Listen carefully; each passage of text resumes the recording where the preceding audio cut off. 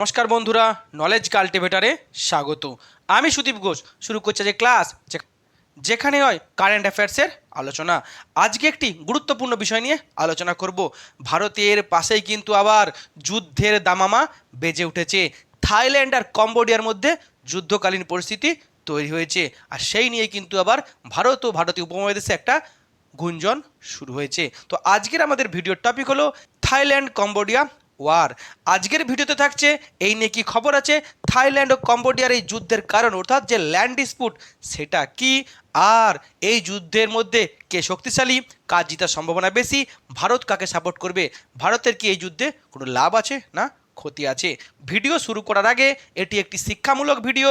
এই ভিডিওর কোনো অংশে হিংসা ও রাজনৈতিক এবং সাম্প্রদায়িক বিদ্বেষ অন্তর্ভুক্ত নেই। তবু ভিডিওর কোনো অংশ বিতর্কিত মনে হলে সেটি অনিচ্ছাকৃত এবং তার জন্য ক্ষমা প্রার্থী। এখন ভিডিওটি পুরোপুরি দেখুন। এখন আজকের ভিডিও। ভারতের কাছেই কিন্তু আবার যুদ্ধের ডঙ্কা বেজে উঠেছে, মেনলি সাউথ ইস্ট এশিয়া অর্থাৎ দক্ষিণ পূর্ব এশিয়াতে। দক্ষিণ পূর্ব এশিয়ার দুটি প্রতিবেশী দেশ, একটা হচ্ছে থাইল্যান্ড আর কম্বোডিয়া, তাদের মধ্যে যুদ্ধ শুরু হয়েছে। প্রথমে থাইল্যান্ড কম্বোডিয়ার উপরে F-16Z নিয়ে আক্রমণ করে, আর তার রিটালিয়েট করে কম্বোডিয়া। দুই দেশের সীমান্তে কিন্তু যুদ্ধকালীন পরিস্থিতি তৈরি হয় প্রায় 3-4 দিন ধরে।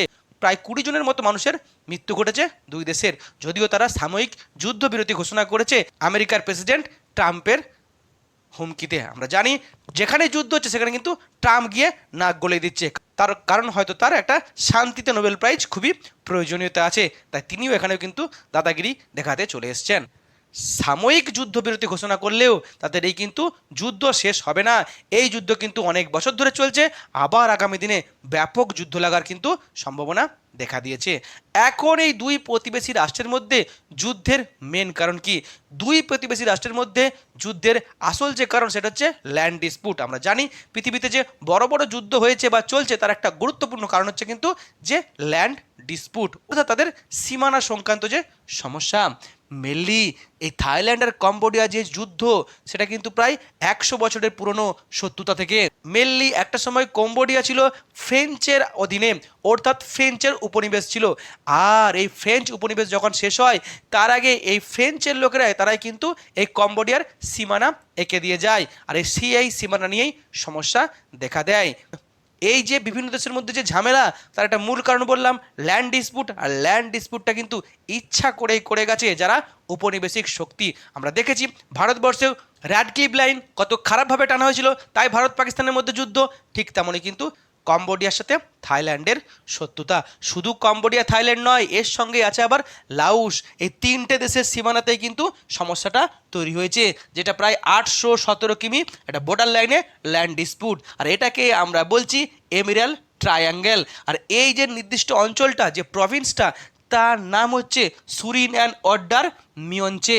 যদিও তিন দেশের মধ্যে লড়াই, তবে লাউস একটু পিছিয়ে গেছে, আর সামনাসামনি কিন্তু শত্রুতা নিয়ে যুদ্ধ করতে এগিয়ে এসছে থাইল্যান্ড আর কম্বোডিয়া। মেনলি এই যে ডিসপুটেড ল্যান্ড তার মধ্যেই কিন্তু একটা অবস্থিত গুরুত্বপূর্ণ মন্দির। মেনলি যে জায়গাটা, সেই জায়গাটা হচ্ছে ড্যাংরেক পর্বতের ব্যাননোং খানা লোকেশন। সেই ব্যাংলোং খানাতেই কিন্তু অবস্থিত একটি মন্দির, সেটা আবার হিন্দু মন্দির। ভগবান শিবের যেখানে একটা সময় পুজো হতো, আর এই হিন্দু মন্দিরটা প্রতিষ্ঠা করেছিলেন উদয় আদিত্য বর্মন প্রথম নামে একজন হিন্দু রাজা। এই মন্দিরটি পর্বতের উপরে এবং জঙ্গলের মাঝে অবস্থিত। খুব সুন্দর একটা মন্দির, খুব প্রাচীন একটা স্মৃতিসৌধ, যা প্রায় 12 শতাব্দীতে তৈরি করা হয়েছিল। আর সেই প্রাচীন মন্দিরকে নিয়ে কিন্তু দুই দেশের মধ্যে সমস্যা। মনে রাখতে হবে, একটা হিন্দু মন্দির যেখানে একটা সময় ভগবান শিবের পুজো হতো, সেই মন্দিরকে নিয়ে দুটি বুদ্ধিস্ট কান্ট্রি, অর্থাৎ আর আমরা জানি যে বুদ্ধিস্ট মানুষ কিন্তু খুবই শান্তিপ্রিয় হয়, সেই শান্তিপ্রিয় মানুষ কিন্তু অহিংসার পথ বেছে নিয়েছে একটা হিন্দু মন্দিরের তারা ক্ষমতার জন্য। এ বলছে ওটা আমার মন্দির, ও বলছে ওটা আমার মন্দির। আর সে কারণেই কম্বোডিয়া কিন্তু ইন্টারন্যাশনাল কোর্ট অফ জাস্টিসে গিয়েছিল। ইন্টারন্যাশনাল কোর্ট অফ জাস্টিসে দীর্ঘদিন কেস চলার পরে ইন্টারন্যাশনাল কোর্ট অফ জাস্টিস তারা কিন্তু এই যে মন্দিরটাকে দেয় কাকে? কম্বোডিয়াকে। কিন্তু ইন্টারন্যাশনাল কোর্ট অফ জাস্টিস কম্বোডিয়াকে দিলেও থাইল্যান্ড কিন্তু কখনো এটাকে মেনে নেয়নি। রিসেন্টলি এই মন্দিরটার গুরুত্ব অনেক বেড়েছে, ইউনেস্কো ওয়ার্ল্ড হেরিটেজ সাইটের স্বীকৃতি পেয়েছে এই মন্দির। আর তারপরে কিন্তু দুই দেশের মধ্যে যে শত্রুতা বা এই মন্দিরের কর্তৃত্ব নিয়ে যে সমস্যা, সে সমস্যা কিন্তু অনেকটাই বেড়ে উঠেছে।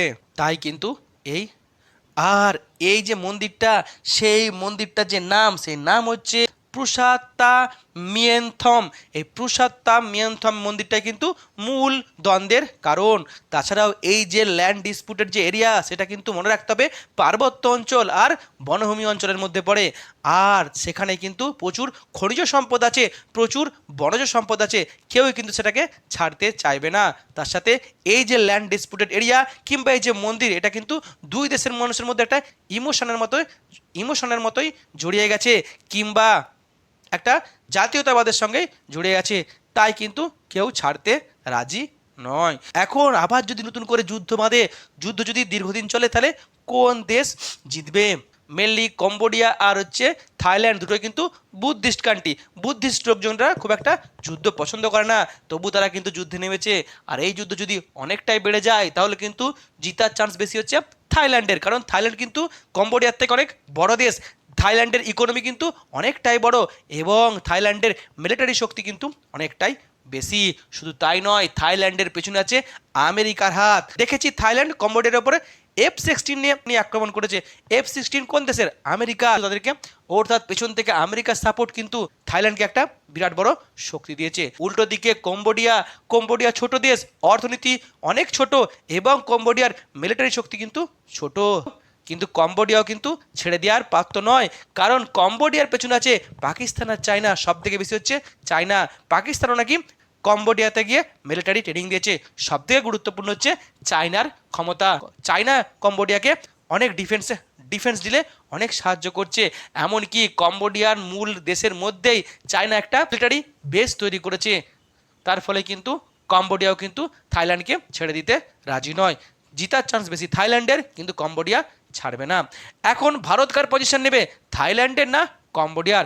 মেনলি এই যুদ্ধ কিন্তু ভারতের কাছেই যুদ্ধ। মায়ানমার ভারতের প্রতিবেশী রাষ্ট্র, মায়ানমারের পাশে কিন্তু থাইল্যান্ড আর কম্বোডিয়া। তাই এই দুই দেশের মধ্যে যুদ্ধ হলে তার সরাসরি প্রভাব কিন্তু ভারতে এসে পড়বে। তাই ভারত কিন্তু কখনোই চাইবে না যে এই দুই দেশ যুদ্ধ হোক। এমনকি শুধু তাই নয়, এমনকি ভারতের একটা নির্দিষ্ট নীতি আদর্শ আছে। ভারত হচ্ছে গান্ধীজির দেশ, ভারত হচ্ছে স্বামীজির দেশ। ভারত কখনো কাউকে যুদ্ধ করতে দেবে না, সবসময় শান্তির পক্ষে থাকবে। স্বাধীনতার পর থেকে কিন্তু আমরা সবসময় শান্তির পক্ষ নিয়েই চলেছি। তাই ভারত চাইবে যাতে যুদ্ধ না হোক, কারণ যুদ্ধ যদি হয় ভারতের কিন্তু সমস্যা। কারণ থাইল্যান্ড হচ্ছে ভারতের খুব ভালো বন্ধু। এমনকি থাইল্যান্ড হচ্ছে বিমস্টেকের সদস্য, আর থাইল্যান্ডের সঙ্গে ভারতের ব্যাপক বাণিজ্য চলে। অন্যদিকে থাইল্যান্ডের সঙ্গে ট্যুরিজম ইন্ডাস্ট্রি অনেক গুরুত্বপূর্ণ। প্রতি বছর ভারত থেকে প্রচুর মানুষ কিন্তু থাইল্যান্ডে যায়, পাটায়া সি বিচ, ব্যাংককে যায়। আবার থাইল্যান্ড থেকে প্রচুর মানুষ কিন্তু আবার ভারতেও আসে। অন্যদিকে থাইল্যান্ডের সঙ্গে ভারতের কিন্তু মিলিটারি সাহায্য কিন্তু হয়, এক্সারসাইজও কিন্তু হয়। ওদিকে ভারত, মায়ানমার, থাইল্যান্ডের মধ্যে দিয়ে যে ইন্টারন্যাশনাল হাইওয়ে তৈরি করার প্রজেক্ট চলছে, সেটাও কিন্তু ভারত এখানে খুবই উপকৃত হবে। তাই থাইল্যান্ডের বিরুদ্ধে গেলে কিন্তু এই সমস্ত প্রজেক্টগুলো বন্ধ হয়ে যাবে, ভারতের বাণিজ্য ক্ষতি হবে। তাই ভারত কিন্তু কখনো থাইল্যান্ডের বিরুদ্ধে যাবে না। অন্যদিকে কম্বোডিয়ার সাথেও ভারতের সম্পর্ক কিন্তু ভালো। কম্বোডিয়ার সাথেও কিন্তু ভারতের অনেক বাণিজ্য হয়। এমনকি কম্বোডিয়ার সঙ্গে ভারতের ট্যুরিজম ইন্ডাস্ট্রিও কিন্তু অনেক উন্নত। কম্বোডিয়া এবং ভারতের মিলিটারিতে কিন্তু এক্সারসাইজও হয়। আবার ভারত চাইছে কম্বোডিয়াতে তাদের ইনভেস্টমেন্ট অনেক বাড়াতে, কারণ এখন কম্বোডিয়াতে সব থেকে বেশি ইনভেস্ট হচ্ছে কার? চীনের। তাই চীনকে সরিয়ে ভারত চাইছে কম্বোডিয়াতে ইনভেস্ট বাড়াতে। একাধিক প্রজেক্ট কিন্তু ভারত কম্বোডিয়াতে করছে, যাতে কম্বোডিয়া চীনের হাত ছেড়ে ভারতের দিকে আসে, তাহলে কিন্তু ভারতের শক্তি বাড়বে। অর্থাৎ দুটি দেশে কিন্তু ভারতের বন্ধু, তাই ভারত কোনো দেশকেই সাপোর্ট করবে না। ভারত চাইবে যুদ্ধ বন্ধ হোক এবং দুই দেশের যে সমস্যা, সেই সমস্যা টেবিলে সমাধান হোক, অর্থাৎ আলোচনার মধ্যে সমাধান হোক। জানি এটা শিবের মন্দির, যার সঙ্গে প্রাচীন ভারতের সম্পর্ক আছে, এমনকি হিন্দুত্বের একটা সম্পর্ক আছে, তবু ভারত কিন্তু কোনো দেশেরই পক্ষ নিতে যাবে না, বরং শান্তির পক্ষে থাকবে। সেটাই তো ভারতের মাহাত্ম্য, সেটাই তো ভগবান শিবের মাহাত্ম্য, যে শান্তি সব থেকে সুন্দর।